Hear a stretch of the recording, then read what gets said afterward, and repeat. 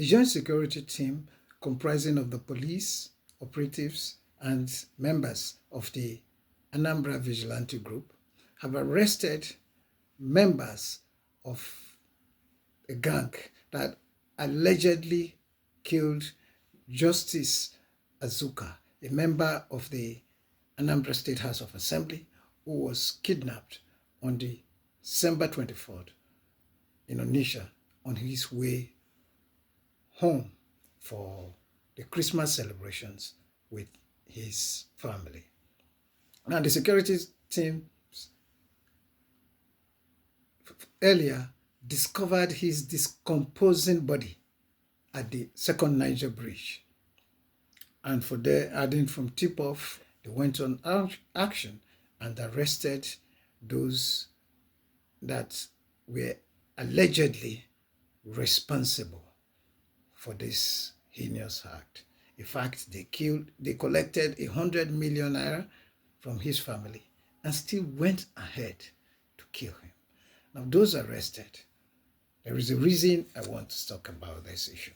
Now, those arrested, some of those arrested are Ugochukwu Onora, 30, Ikemefuna Osai, 20, Ikena Urugu, 27, Chibuke Obiafuna, 19, Shinonso Olisa, 19, Peter Sunday, 20. Now, during the press statement, the police also said that they've neutralized over 100 notorious criminals and successfully destroyed many camps in Ofuma, Eziewele, Achala, Ugbaru, and many other places within the state. Now, the reason why I want to talk about this thing is this. You know, over the years, during the time of President Muhammadu Buhari, there was this stereotype that at every news, in every corner, any part of the country was attributed to Fulani headsmen.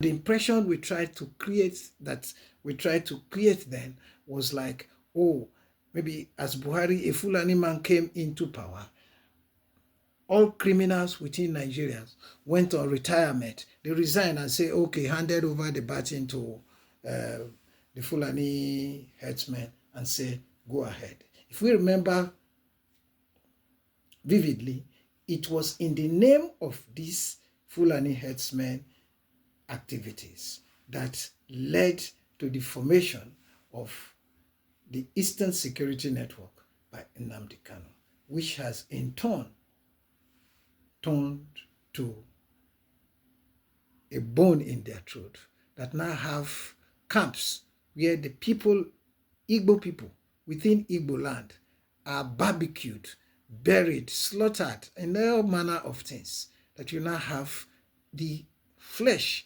of Igbo people being eaten by Igbo people that somebody or some people some time ago said were coming to protect them.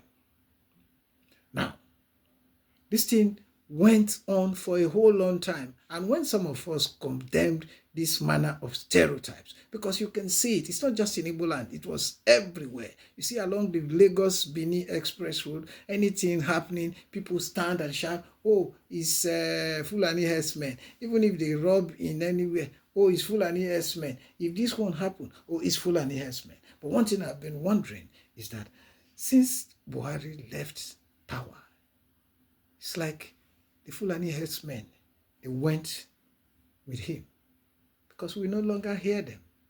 Nobody ever here talk about it. But the reason I'm talking about this post is, in all sincerity, in all the arrests they make, they've never been hardly anywhere in the South, most especially, that you get to arrest Fulani herdsmen. That, oh, this crime happened and the people were arrested and they were Fulani herdsmen. I'm not saying Fulani herdsmen, they didn't have their own, there are no criminals among them. I'm not saying that. What we were trying to do then, because at every point when anything happened, we shout Fulani herdsmen. What we failed to realize at that point is that we give those who who actually commit those crimes a cover. Because at that point, nobody looks towards those people. Meanwhile, they are within you. They are doing all they are doing. Now, if you watch those names, look at this picture that I'm showing you here on the screen. That is the picture of 20 years old Peter Sunday. And if you read, look at, there's something written on his chest, a tattoo. It reads, "No peace for the government." And he actually lived that life. Ask yourself, this boy is just 20 years old. If you remove the 8 years of President Muhammadu Buhari and the 2 years now, that means as at the time Buhari became president, that boy was just 10 years old. He knows nothing. He was just saying things. And so the likes of Nnamdi Kanu and all those who run their mouth and say all sorts of nonsense from all parts of the country, he watched them. He got indoctrinated. The result is what we have today. That life of a 20 years old is already gone, destroyed. There are some on that list, some of them are 19 years old. What Nnamdi Kanu did in the Southeast can never be fixed in 50 years. Tell me, how do you waste the lives of these young people? Tell me, how do you, the lives of other Igbo people that have been wasted? You never listened that Nnamdi Kanu wasn't fighting for you. In fact, like I keep saying, it was a political tool. The result today is that you are the ones suffering it. Azuka, just like many others, is Igbo. Very promising young life wasted. I hope we all have sense and stand up against these things so that we can all have peace. Because even you, when they talk there, you're not safe. Your own parents, your own family members, they're not safe. If that man, Azuka, can be so kidnapped and killed after collecting 100 million naira from his family, check yourself.